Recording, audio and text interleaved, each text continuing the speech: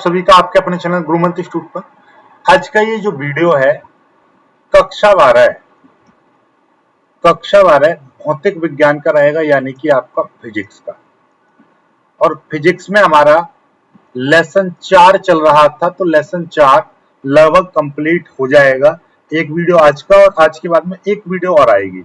आज की इस वीडियो में हमारा जो टॉपिक रहेगा आपका धारा मापी। धारा मापी पूरी तरह से कंप्लीटली आज फिनिश हो जाएगा। धारा मापी क्या होता है, धारा मापी का मतलब सचित्र वर्णन करेंगे, प्लस इसका डेरिवेशन भी करेंगे, प्लस धारा मापी को वोल्ट मीटर में कैसे बदलते हैं, धारा मापी को एमीटर में कैसे बदलते हैं। तो ये सारी चीजें हम बात करेंगे आज की इस वीडियो में। तो धारा मापी से संबंधित सारे क्वेश्चन जितने भी बोर्ड में बनते हैं वो सारे खत्म हो जाएंगे। फिर आपका एक वीडियो और आएगा साइक्लोइलेक्ट्रॉन, फिर उसके बाद में ये चैप्टर खत्म, 5वां चैप्टर फिर स्टार्ट हो जाएगा।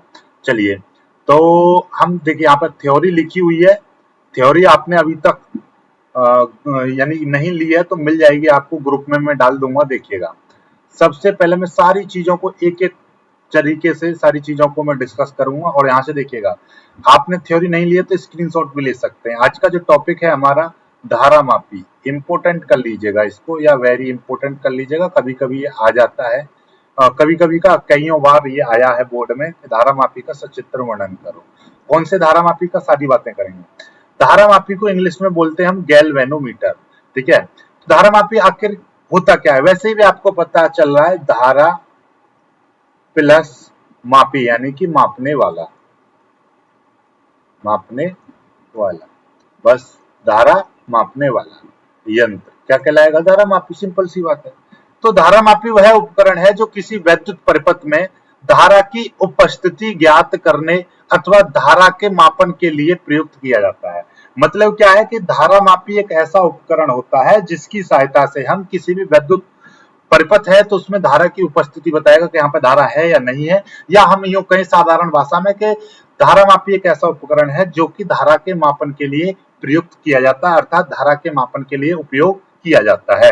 आगे ये भी लिखा हुआ है, धारा मापी एक ऐसा उपकरण है जिसके द्वारा किसी परिपथ में धारा का मापन या धारा की उपस्थिति ज्ञात की जाती है। धारा मापी से क्या की जाती है, धारा की उपस्थिति ज्ञात की जाती है, धारा का मापन किया जाता है। अब धारा मापी मुख्यतः दो प्रकार के होते हैं। धारा मापी मुख्यतः दो प्रकार के होते हैं। एक होता है आपका प्रक्षेप धारा मापी, जिसको बैलिस्टिक गैल्वेनोमीटर बोलते हैं, और एक होता है रुद्र दोलन धारा मापी। इस धारा मापी का प्रयोग परिपथ में प्रवाहित क्षणिक धारा, क्षणिक यानी कि बहुत मतलब सूक्ष्म धारा, बहुत ही ज्यादा सूक्ष्म, यानी कि धारा टेंस टू लगभग जीरो, ऐसी धारा जिसका मान लगभग जीरो के बराबर है, ऐसी धारा यानी कि आवेश प्रवाह के मापन के लिए किया जाता है। ठीक है, तो क्षणिक धारा का उपयोग करने के लिए प्रक्षेप धारा मापी और रौद्र दोलन, इस धारा मापी का उपयोग मुख्यतः धारा मापन के लिए किया जाता है। जो ज्यादा धारा है, नॉर्मली क्षणिक से ज्यादा है, उसका हम रुद्र दोलन। और रुद्र दोलन भी दो प्रकार का होता है, एक होता है चल कुंडली धारा मापी और एक होता है आपका चल चुंबक धारा मापी। 12th के सिलेबस में केवल चल कुंडली धारा मापी है, तो हम केवल चल कुंडली धारा मापी को पढ़ेंगे।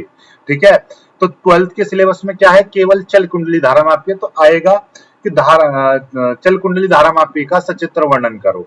ठीक है, तो चल कुंडली धारा मापी। अब चल कुंडली धारा मापी भी दो प्रकार का होता है। ये चल कुंडली धारा मापी है, ये भी दो प्रकार का होता है। एक होता है निलंबित कुंडली धारा मापी या किलकित कुंडली धारा मापी।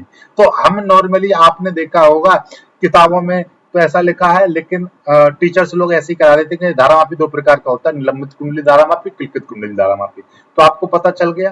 कैसे पता चला कि वास्तव में क्या है कि धारा मापी के दो प्रकार होते हैं, एक प्रक्षेप धारा मापी, एक रुद्र दोलन। जो क्षणिक धारा रहेगी यानी कि इंस्टेंटेनियस धारा, तो उसको हम प्रक्षेप धारा मापी से मापते हैं, और नॉर्मल धारा होगी उसको हम रुद्र दोलन धारा मापी से मापते हैं। ये भी दो प्रकार का होता है, एक चल कुंडली धारा मापी और एक चल चुंबक धारा मापी। अब हमारे जो 12th के सिलेबस में केवल चल कुंडली धारा मापी है। चल कुंडली धारा मापी भी दो प्रकार का होता है, एक निलंबित कुंडली धारा मापी और एक किलकित कुंडली धारा मापी। अब देखिए, दोनों धारा मापियों के सिद्धांत एवं क्रियाविधि लगभग समान है तथा इनकी संरचना में सूक्ष्म अंतर होता है।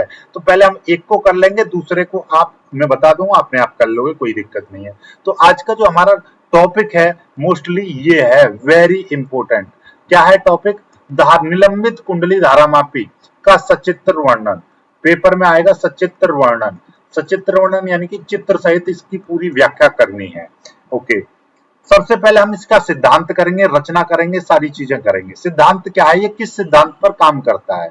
ये कहता है जब किसी धारामापी या सॉरी जब किसी धारावाही कुंडली को एक समान चुंबकीय क्षेत्र में रखते हैं तो उस पर एक बल आघूर्ण कार्य करता है जो कुंडली को घुमाने का प्रयास करता है। ये सिद्धांत है इसका, और ये सिद्धांत हम पहले भी कई सारी जगहों पर बता चुके हैं कि भाई यहाँ पर क्या है, मान लीजिए ये आपका एक चुंबक, दो चुंबक मैंने यहाँ पर रख दी, एक इसका नॉर्थ पोल है और ये इसका साउथ पोल है। अब इसका मतलब ये है कि इसके यहाँ पर यानी कि यहाँ पर क्या हो जाएगा, ये चुंबकीय क्षेत्र उत्पन्न हो जाएगा। यहाँ पर क्या हो जाएगा, चुंबकीय क्षेत्र उत्पन्न, चुंबक के जो दोनों ध्रुवों के बीच में क्या हो जाएगा, चुंबकीय क्षेत्र उत्पन्न हो जाएगा। अब यदि मैं इस चुंबकीय क्षेत्र में कोई कुंडली रख दूं, ये धारावाही कुंडली है, तो जैसे ही रखूंगा तो आपने ये हमने पढ़ा भी था, धारावाही एक समान चुंबकीय क्षेत्र में किसी धारावाही कुंडली को रखते हैं तो उस पर एक बल आघूर्ण कार्य करता है। टॉ बराबर क्या होता है, NIAB साइन थीटा। ये मैंने बताया था, इसी चैप्टर में डेरिवेशन भी करा था। एन क्या है, इस कुंडली में कितने फेरे हैं, तार के कितने फेरों से मिलकर बनी है। आई इस कुंडली में कितनी धारा बह रही है। ए क्या है, इस कुंडली का क्षेत्रफल कितना है। बी ये कितने चुंबकीय क्षेत्र में रखी है। साइन थीटा ये इस चुंबकीय क्षेत्र की दिशा से कितने कोण पर बनाते हुए रखी है, कितने कोण यानी ऐसे रखिए, ऐसे रखिए, इस तरीके से।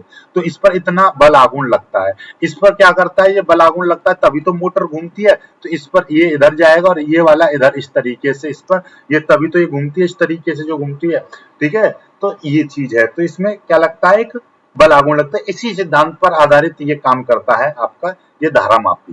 ठीक है, धारामापी किस सिद्धांत पर काम करता है कि धारावाही कुंडली को एक समान चुंबकीय क्षेत्र में रखते हैं तो उस पर एक बल आघूर्ण कार्य करता है जो कुंडली को घुमाने का प्रयास करता है। तो ये तो इसका सिद्धांत हो गया।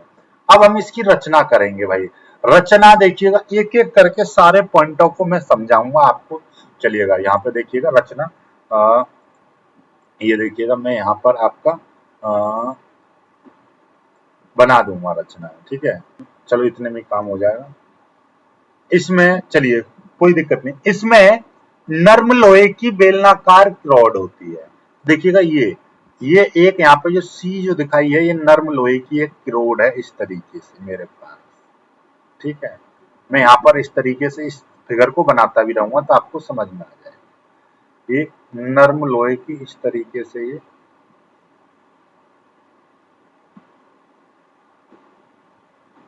ये एक मैंने नर्म लोहे की रॉड बना दी, जिसमें जिसके चारों तरफ एल्यूमिनियम का फ्रेम लगा होता है। इसके चारों तरफ मैं क्या लगा दे रहा हूँ, एल्यूमिनियम का फ्रेम लगा दे रहा हूँ। देखिएगा इसके चारों तरफ ये मेरे पास में क्या है, ये देखिएगा ये मेरे पास में एक एल्यूमिनियम का मैंने यहाँ पर एक फ्रेम लगा दिया। ये क्या है, एक एल्यूमिनियम का, इसके चारों तरफ मैंने फ्रेम लगा दिया। ओके, हर चीज को, हर पॉइंट को ध्यान से समझिएगा। ये है आपका Al का फ्रेम यानी कि एल्यूमिनियम का फ्रेम। ओके, आगे क्या, उसके चारों ओर तांबे के तार के अनेक फेरे लिपटे होते हैं। इसके चारों तरफ क्या है, तांबे के तार के अनेक फेरे। अब इसके चारों तरफ मैंने क्या करे, तांबे के तार, ये जो काला सा वायर है ये तांबे के तार है। ठीक है, इस तरीके से ये इसमें बहुत सारे तांबे के तार मैंने इस तरीके से इसमें लपेट दिए। ठीक है, ये ठीक है, तो ये क्या है, तांबे के तार। ठीक है, तांबे के तार इस पर लपेटे गए हैं। इस कुंडली के ऊपरी सिरे पर एक समतल दर्पण लगा होता है। इस कुंडली के ऊपर देखिए ये वाला जो है आपका मिरर यानी कि समतल दर्पण है। तो इसके ऊपर एक, यहाँ पर इसके ऊपर मैंने क्या कर दिया, एक समतल दर्पण यानी कि मिरर लगा दिया।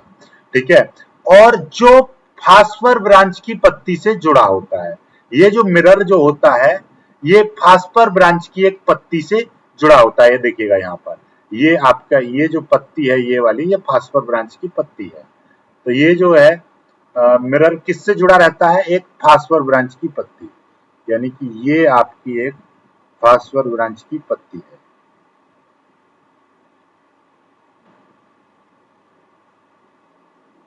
ठीक है, तो ये क्या है, इस पर लिख दे रहा हूं मैं,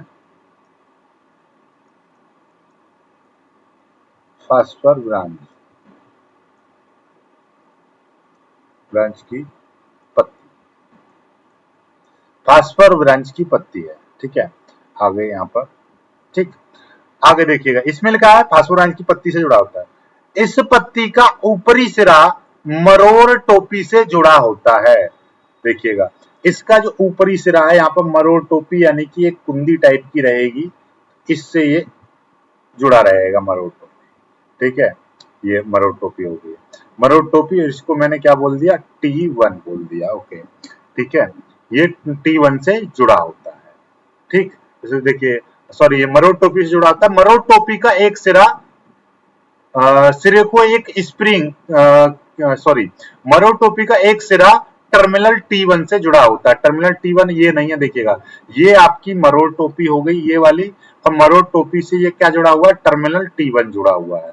तो इसको हमने थोड़ा सा यहाँ पर क्या करा है, देखिएगा, इसको T1 नहीं बोलेंगे, ये आपकी मरोड़ टोपी होगी। ठीक है, ये क्या है आपकी मरोड़ टोपी। ठीक है, इस तरीके से बोल दीजिए। और ये इस तार के द्वारा, ये इस तरीके से मरोड़ टोपी पर तार जुड़ा हुआ है, और ये ऐसे यहाँ पे आ जाएगा तार। तो यहाँ पर एक टर्मिनल होगा, जिसको मैं क्या बोलूंगा, T1। इसी में क्या लगा हुआ है, यहाँ पर बहुत सारा तार लगा हुआ है, यही तार इसमें आगे गया है। ठीक है, समझ में आ गई बात। ये तो ऊपर की कंडीशन हो गई। ऐसे ही नीचे देखिएगा, नीचे इस कुंडली के निचले सिरे को एक स्प्रिंग के द्वारा टर्मिनल T2 से जोड़ देते हैं। ये देखिएगा, स्प्रिंग के द्वारा ये टर्मिनल T2 से हमने जोड़ दिया। देखिएगा, बहुत ही सिंपल तरीके से हम इसको, एक स्प्रिंग, ये मेरे पास में क्या है, स्प्रिंग हो गई, और एक स्प्रिंग से द्वारा मैंने यहाँ पर एक टर्मिनल T2 बना दिया। ठीक है, इसमें भी मैंने इस तरीके से इसमें ये वायर लगा दिया। ठीक है, टर्मिनल T2 से जोड़ दिया। ठीक है, आगे ये देखिएगा, संपूर्ण उपकरण को एक बॉक्स में रखा जाता है, जिसमें सामने कांच की एक खिड़की लगी होती है। तो इसमें जिसके लिख दिए, जिसके सामने कांच की एक खिड़की लगी होती है। इसको हम क्या करेंगे, एक पूरे को, ठीक है, इस पूरे उपकरण को, ठीक है,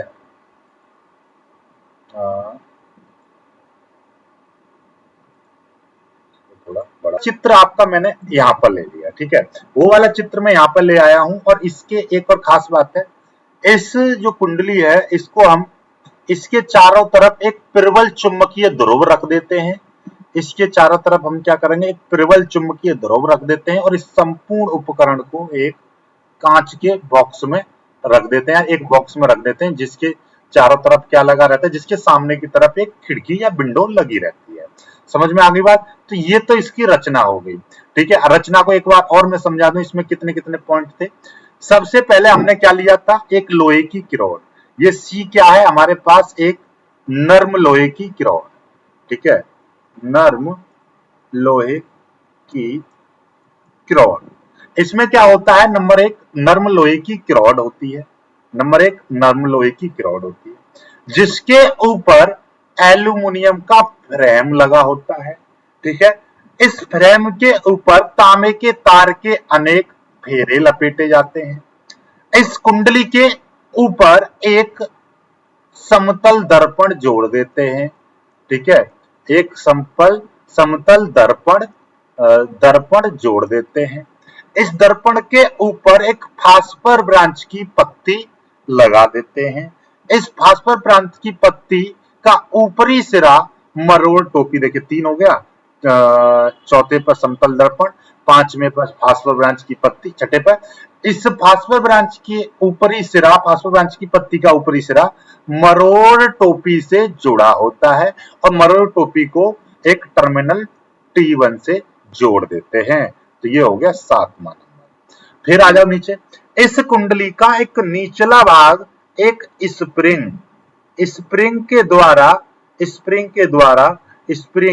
आपका 8वें नंबर पर स्प्रिंग के द्वारा टर्मिनल T2 से जुड़ा होता है। बताइए आपको है ना संरचना, आपको समझ में आई या नहीं आई? ये पॉइंट याद कर लीजिए। सबसे पहला पॉइंट, इसमें एक नर्म लोहे की रॉड होती है जिसके ऊपर एल्यूमिनियम का फ्रेम लगा होता है। इस फ्रेम के ऊपर तांबे के तार के अनेक फेरे लपटे होते हैं। इस कुंडली को, यानी कि तांबे के तार के जब फेरे लपेट दिए तो ये क्या बन जाएगी? एक कुंडली बन जाएगी। तो अब हम इसको कुंडली बोलेंगे। इस कुंडली के ऊपरी भाग में एक समतल दर्पण जुड़ा होता है। समतल दर्पण के ऊपर फास्फोर ब्रांच की एक पत्ती लगी होती है। इस पत्ती का ऊपरी भाग मरोड़ टोपी से जुड़ा रहता है और मरोड़ टोपी, देखिएगा, मरोड़ टोपी को एक तार द्वारा टर्मिनल T1 से जोड़ देते हैं। बात समझ में आ गई? अब नीचे आ जाओ। नीचे क्या है? इस कुंडली का निचला भाग एक स्प्रिंग के द्वारा टर्मिनल T2 से जुड़ा होता है। इस कुंडली के दोनों तरफ एक प्रबल चुंबकीय ध्रुव रख देते हैं। इस कुंडली के दोनों तरफ प्रबल चुंबकीय ध्रुव रख देते हैं। ओके, चलिएगा, यहां तक कोई दिक्कत, यहां तक कोई समस्या नहीं होगी। ठीक है, अब हम आगे की ओर बात करते हैं। इसकी सबसे बड़ी चीज है इसकी क्रियाविधि। ठीक है, अब क्रियाविधि को हम समझाएंगे बहुत ही अच्छे से। ठीक है, देखिए, सबसे पहला मैं आपको क्वेश्चन खत्म कर दूं। और एक क्वेश्चन जो पिछली बार हमने पढ़ाया था, तो एक भाई ने हमसे पूछा था, सर यदि मैं इसमें क्या करते हैं, हम जिस धारा का हमको मापन करना होता है हम उसको यहां से भेजते हैं। इस तरीके से धारा जाती है, ऐसे ऐसे। आप कहेंगे सर यहाँ पर तो समतल दर्पण लगा हुआ है, तो यहाँ से धारा यहाँ पर क्रॉस कैसे हुई? इस तार के ऊपर ये जुड़ा होता है समतल दर्पण, तार के ऊपर हम जोड़ते हैं, ना कि ये तार को इस तरीके से तार के ऊपर जोड़ते हैं समतल दर्पण को, इस तार के ऊपर। ठीक है, चालक तार के ऊपर लगाते हैं समतल दर्पण। ठीक है, चलिएगा, अब आते हैं, देखिएगा, मरोड़ टोपी से मतलब ये लटकी हुई है इस तरीके से, पूरी तरह से कुंडली लटकी हुई है, ध्यान से समझिएगा, हवा में। ठीक है, अब देखिए आपको मैं पूरी चीज समझाता हूं। ये है यहां से सिस्टम। हमको मान लीजिए ये धारा है आई, इसका हमको क्या करना है? मापन करना है, यानी कि इस आई धारा का हमको क्या करना है? मापन करना है। ठीक है, तो सबसे पहले तो हम क्या करते हैं, इस कुंडली को इस प्रकार से समायोजित करते हैं कि स्वतंत्रता पूर्वक घूम सके, यानी कि ये घूम सके आपस में, इस तरीके से ये घूम सके। ठीक है, पहली चीज, इसको इस तरह से सेट करते हैं कि स्वतंत्रता पूर्वक ये घूम सके, या तो क्लॉकवाइज या आपका एंटी क्लॉकवाइज। ठीक है, ये तो ऐसी तरीके हो जाए, इस तरीके से। ठीक है, ओके, बात समझ में आ गई आपको अच्छे से? ठीक है, अब हमको एक चीज पहले, सबसे पहले हम क्या करते हैं, यहाँ पर एक लैंप, ये क्योंकि सामने की ओर इस पर क्या होता है, विंडो के सामने कांच लगा होता है, यानी कि यहाँ पर हम एक मोमबत्ती या एक लाइट, यहाँ पर हमने क्या लिया, एक मोमबत्ती ले ली इस तरह से, ये मोमबत्ती, और इसकी ये लो जल रही है। ठीक है, ये जल रही है। ठीक है, और ये मोमबत्ती का मोम पिघल गया। ठीक है, कितनी अच्छी मोमबत्ती बना दी है मैंने। ठीक है, चलिएगा, अब क्या करेंगे हम, देखिएगा ध्यान से, इसको इस प्रकार से सेट करते हैं, देखिए कि इससे जो प्रकाश किरण है, ऐसे प्रकाश किरण आपकी पहुंची, ऐसे, इससे प्रकाश किरण इस पर पहुंची, इससे टकराने के बाद यहां पर हम क्या कर लेते हैं, एक वो रख लेते हैं, यहाँ पर एक मीटर रख लेते हैं, ऐसे इस तरह से हमने एक मीटर रख लिया, जिसका यहाँ पर इस तरीके से एक दो, सॉरी, इस मीटर पर किस तरीके से लिखे होंगे अंक, यहाँ पर देखिएगा, यहाँ पर ये 0 होगा, यहाँ पर 1 2 3, यहाँ पर 1 2 3, इस तरीके से, और यहाँ पर आपका एक सुई लगी होगी इस तरीके से, इंडिकेटर, ये 0 है। अब हम इसको इस तरह से सेट करते हैं प्रकाश किरण को, इस मीटर को, कि यहां से जो प्रकाश किरण टकराई है, ये इस टकराने का जो प्रकाश बिंदु है वो सीधा का सीधा किस पर होना चाहिए, इसका 0 पर रहना चाहिए। अब 0 पर रहेगा, हमने क्या कर लिया, इस तरह से सेट कर लिया कि इससे मोमबत्ती से या लैंप से, ठीक है, लैंप बोल सकते हो या कोई भी प्रकाश स्रोत बोल सकते हो। नॉर्मली ये तब की बात है जब ये बना था धारामापी, तो उस समय पर लैंप का यूज किया था। तो लैंप से चलने वाली प्रकाश किरण को दर्पण से टकराया गया और फिर उसको एक, यहाँ पर हमने क्या लिया, एक पैमाना लिया और उसके शून्य पर, ठीक है, ये एक पैमाना मान लीजिए, पैमाना जिसके शून्य अंक पर मैंने इसको फोकस कर लिया, इसके प्रकाश बिंदु को, जहां पर ये आ रहा है शून्य पर। अब हमको जिस धारा का मापन करना है, ध्यान समझिए, जिस धारा का हमको मापन करना है उसको इसमें से हमने इसमें प्रवाहित किया।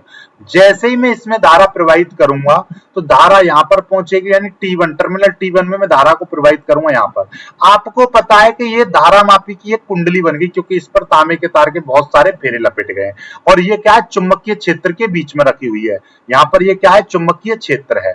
जैसे ही इसमें धारा प्रवाहित होगी इस कुंडली में, और जब भी कभी भी चुंबकीय क्षेत्र में कोई कुंडली रखी है और जब हम उसमें धारा प्रवाहित करते हैं तो उस पर एक बल आघूर्ण कार्य करता है, ये चीज बताई थी। तो ये बल आघूर्ण कितना लगेगा, टॉ बराबर NIAB साइन थीटा लगेगा। लेकिन ये जो चुंबकीय क्षेत्र है, इसके देखिएगा, धारा इस तरीके से, चुंबकीय क्षेत्र, धारा इस तरीके से रहेगी, चुंबकीय क्षेत्र इस तरीके से, तो ये चित्रज चुंबकीय क्षेत्र रहेगा, इसका लंबवत रहेगा। तो यहां पर थीटा का मान टॉ बराबर NIAB और साइन 90 हो जाएगा, साइन 90 का मान 1 होता है, तो NIAB आ जाएगा। तो टॉ का मान कितना आ जाएगा, इस पर इतना बल आघूर्ण लगेगा, इस पर इतना बल आघूर्ण लगेगा। ये N क्या है, इस कुंडली में कितने फेरे हैं, I क्या है, कितनी धारा ये प्रवाहित हो रही है, और ये A क्या है, इस कुंडली का क्षेत्रफल कितना है, और B क्या है, ये कितना यहाँ पर चुंबकीय क्षेत्र है। ये N और S के बीच कितना चुंबकीय क्षेत्र है, सारी पता चल गई बातें, ठीक है। अब आपको यहाँ पर ये चुंबकीय क्षेत्र, जैसे ही इसमें कुंडली से ये धारा प्रवाहित होगी तो इस कुंडली पर एक बल आघूर्ण लगेगा। बल आघूर्ण क्या करेगा, इस कुंडली को घुमाएगा। जब कुंडली घूमेगी, ध्यान से समझिएगा, जब ये कुंडली लटकी हुई कुंडली घूमेगी, यानी कि ये कुंडली घूमेगी, तो कुंडली के साथ साथ ये दर्पण भी घूमेगा। जब दर्पण घूमेगा तो दर्पण से जो हमने ये फोकस किया था, यहाँ पर प्रकाश किरण इस तरीके से यहाँ पर आ रही थी, तो इस प्रकाश बिंदु की भी स्थिति बदलती है, या तो इधर आएगा या ये इधर जाएगा। तो ये कितना विक्षेप देगा, उसी से हम क्या कर देते हैं, धारा का मापन कर लेते हैं। ठीक है, बात समझ में आ गई, उसी से हम धारा का मापन कर लेते हैं। ठीक है, अब बात समझ में आ गई होगी अच्छे से। और इसमें फास्फोर ब्रांच की पत्ती में क्या होती है, एक जैसे ये घूमता है तो इस पर एक ऐंठन भी लगती है, क्योंकि ये घूमेगा, ये धारा इसको घुमाएगी, लेकिन फास्फोर ब्रांच की पत्ती और स्प्रिंग जो लग रही है, इसका काम क्या होता है, जैसे मान लीजिए किसी भी चीज में ऐसे ऐंठन लग रही है तो वो पीछे को बैक में भी उस पर एक बल लगेगा, यानी कि वो ऐंठन बल युग्म लगेगा, ऐंठन बल युग्म लगेगा। यदि ये इस तरह से घूमेगा, धारा इसको इस तरह से घुमाएगी कुंडली को, तो इसकी जो पत्ती में और स्प्रिंग में जो ऐंठन आएगी वो इसको वापस उल्टा घुमाने का प्रयास करेगा। बात को ऐसे समझो, किसी भी चीज को, देखिए मेरे पास ये टी शर्ट है, इसको मैं ऐसे घुमाऊंगा, देखो ये उल्टा हो गया, इस तरीके घुमाना उल्टा हो जाता है। ठीक है, किसी भी चीज को आप ऐसे करोगे तो वो ऐसा हो जाता है। ठीक है, तो वो क्यों, क्योंकि उसमें ऐंठन गुणांक उत्पन्न हो जाता है। तो इसी तरीके से हम प्रकाश बिंदु की स्थिति बदल जाती है, जिससे हम धारा का मापन कर लेते हैं। ठीक है, चलिए तो अब इसकी थ्योरी को एक बार पढ़ लेते हैं। ठीक है, ये देखिएगा, सबसे पहले कुंडली को इस प्रकार सेट करते हैं कि वह स्वतंत्रता पूर्वक घूम सके, पहली बात समझ में आ गई कि घूम सके, और लैंप से आने वाली प्रकाश किरणों को दर्पण से परावर्तित करके पैमाने के शून्य अंक पर, यानी शून्य अंक पर फोकस कर लेते हैं। ये मैंने बताया था यहाँ पर कैसे, पहले सबसे पहले हमने क्या किया था, यहाँ पर इसको इस तरह से फोकस कर लिया शून्य पर। ठीक है, ठीक, चलिएगा। अब हाँ, हमें जिस धारा का मापन करना होता है उसे टर्मिनल T1 व T2 के द्वारा प्रवाहित करते हैं। जब धारा कुंडली से प्रवाहित होती है तो कुंडली पर एक बल आघूर्ण कार्य करता है, जिससे कुंडली घूमती है, और कुंडली के साथ दर्पण भी घूमता है, जिससे पैमाने पर प्रकाश बिंदु की स्थिति बदल जाती है। इसी विक्षेप की सहायता से हम धारा का मान ज्ञात कर लेते हैं। माना आप देखिए बस यही चीज पता चल गई आपको, ठीक है। अब आपको ये चीज बता दी, तो माना कुंडली में n फेरे हैं और इसका अनुप्रस्थ क्षेत्रफल a है और कुंडली के ध्रुवों के बीच एक समान त्रिज्य चुंबकीय क्षेत्र b में लटकी है, यानी चुंबकीय क्षेत्र कुंडली के दोनों तरफ b चुंबकीय क्षेत्र b में लटकी है। तो तब कुंडली से धारा आई गुजरने पर कुंडली पर कार्यरत बल आघूर्ण, ये तो मैंने आपको बता ही दिया है। जब भैया कुंडली पर लगने वाला बल आघूर्ण कितना होगा, NIAB sin थीटा होगा। अब भैया थीटा का मान 90 डिग्री होगा, आपको पता है त्रिज्य चुंबकीय क्षेत्र के लिए 90 डिग्री। क्यों 90 डिग्री क्यों होगा, ये मैं पहले ही बता चुका हूं, एक बार फिर से सीख लो। 90 डिग्री क्यों होगा, क्योंकि यहाँ पर देखिएगा ये जो चुंबकीय क्षेत्र N से S की तरफ या S से N की तरफ इस तरीके से चुंबकीय क्षेत्र होगा, धारा इसमें इस तरीके से, धारा इसमें इस तरीके से बह रही है ये, तो इनके बीच में कितना हो जाएगा, थीटा बराबर 90 डिग्री हो जाएगा। ठीक है, चलिएगा ये चीज आपको पता चल गई। तो टॉ बराबर कितना आ जाएगा, टॉ बराबर NIAB आ जाएगा, ये चीज आपको पता चल गई। ठीक है, अब मैंने क्या बताया था नीचे कि जब कुंडली घूमती है तो इससे क्या होगी, फास्फोर ब्रांच की पत्ती में ऐंठन आने लगती है।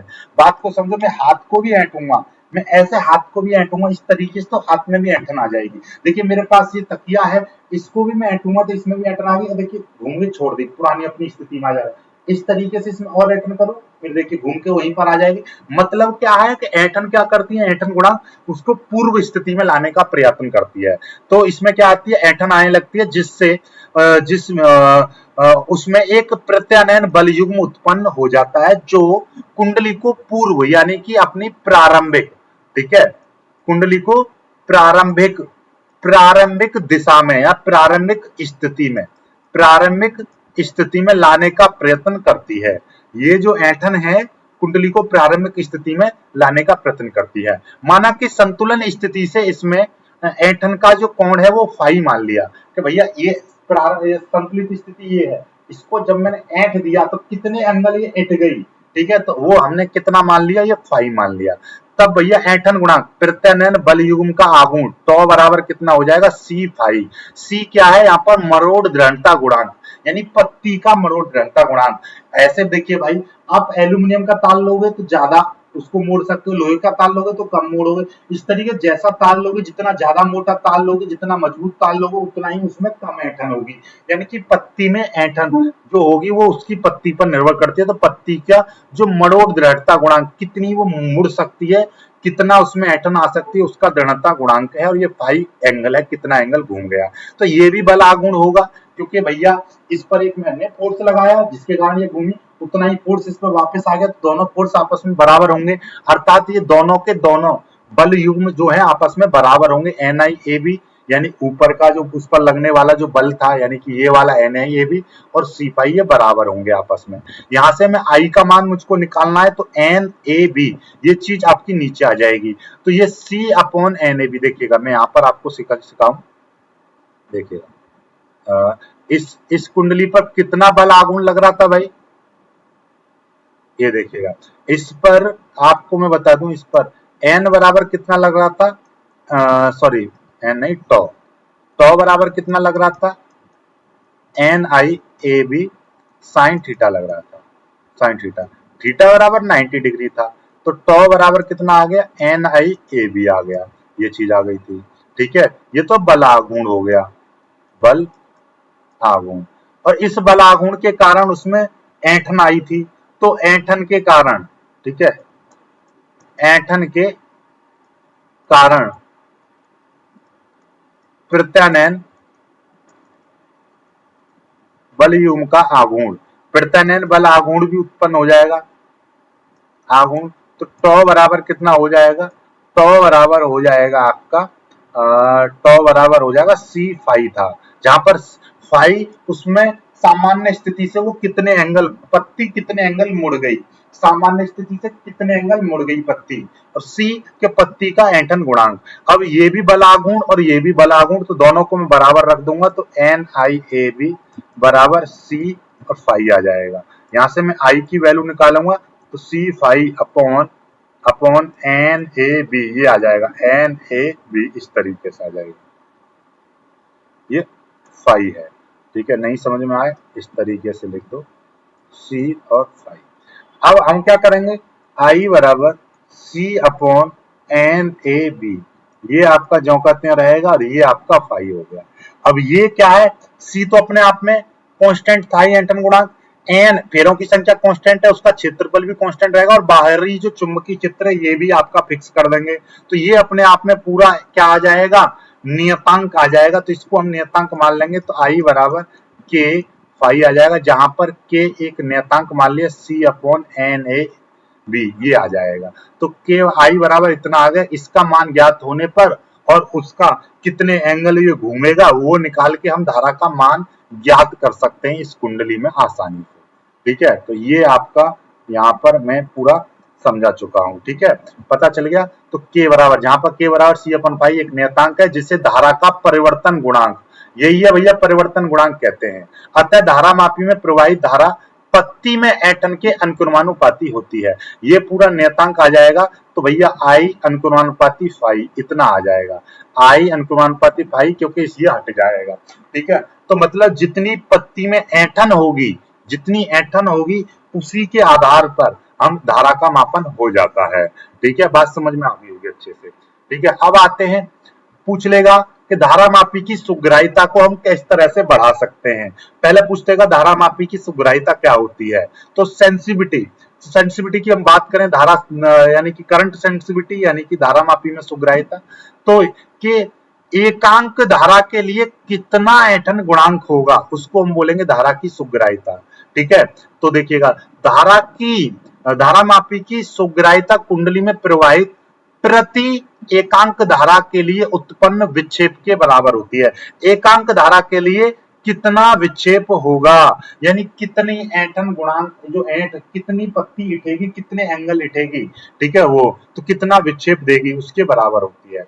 तो देखिएगा अब आई का मान, आई तो यही है, फाई का मान हमने निकाला था। देखिए आई बराबर आपका क्या आया था, आई बराबर आया था सी अपॉन NAB, NAB फाई।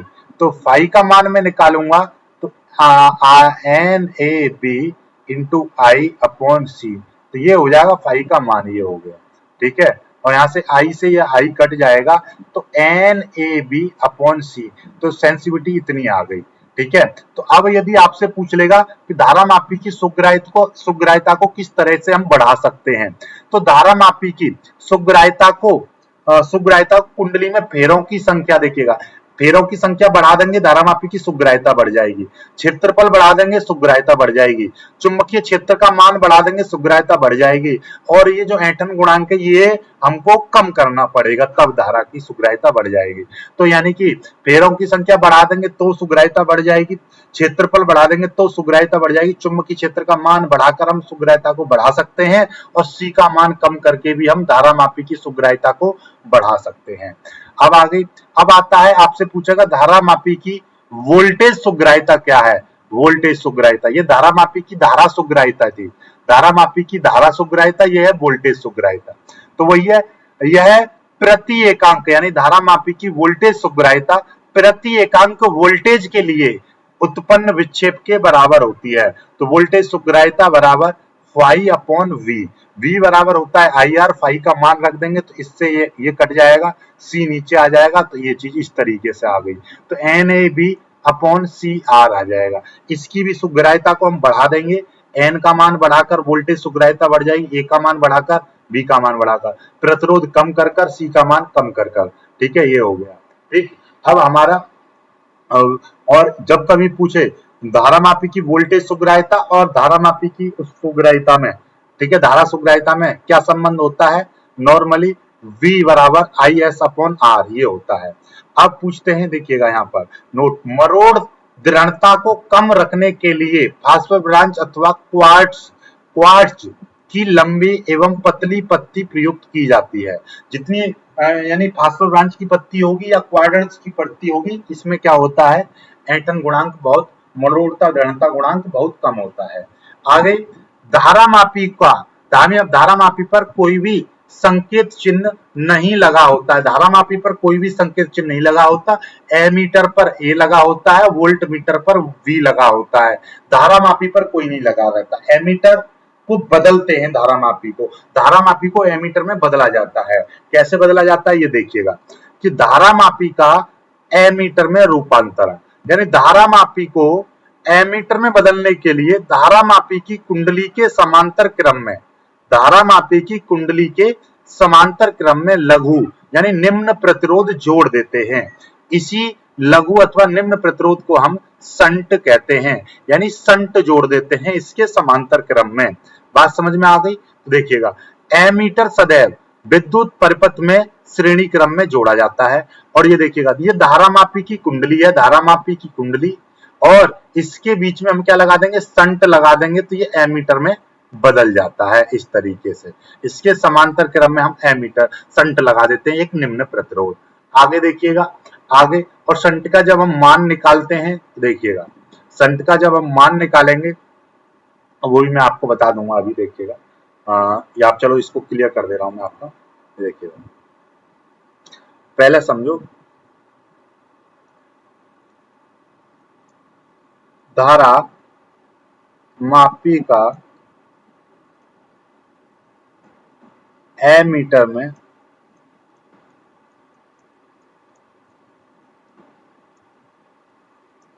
रूपांतरण, ये था आपका गैल्वेनोमीटर धारामापी।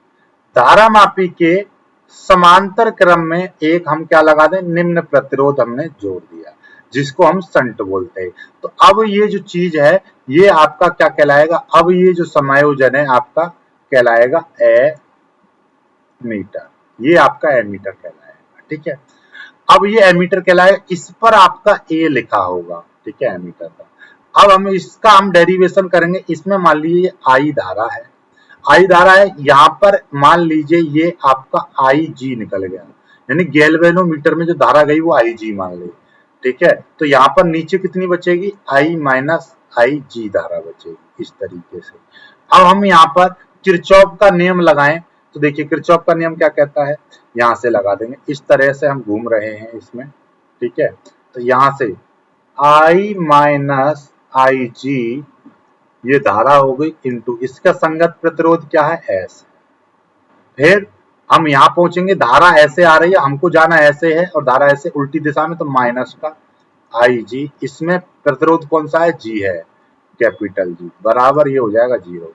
ये इधर चला जाएगा, आई minus I ji into S, बराबर ये हो जाएगा आई जी इंटू जी। एस आपका नीचे चला जाएगा, आई माइनस आई जी बराबर आई G capital G upon S.